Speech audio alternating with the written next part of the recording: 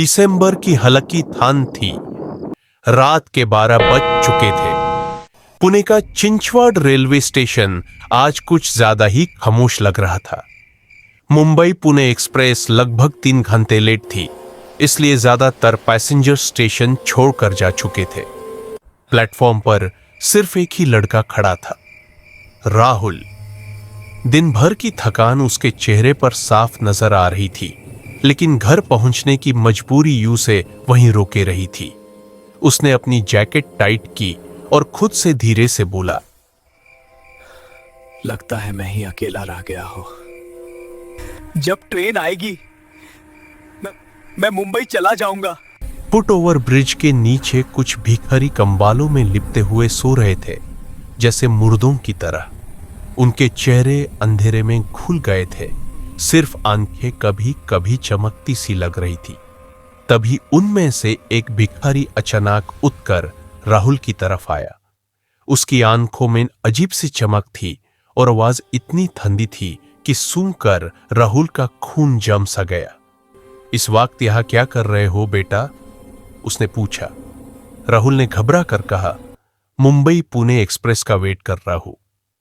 भिखारी ने हल्की सी मुस्कान दी और धीरे से बोला, आज रात की ट्रेन ठीक नहीं होती, और याद रखना किसी अनजान इंसान से बात मत कर। राहुल कुछ कहने से पहले ही ट्रेन का हॉर्न जोर से बज उठा। राहुल घबराकर आखिरी कोच की तरफ दौड़ा और जैसे तैसे ट्रेन में चढ़ गया। दरवाजा बैंड होने से पहले उसने पीछे मुड़कर देखा।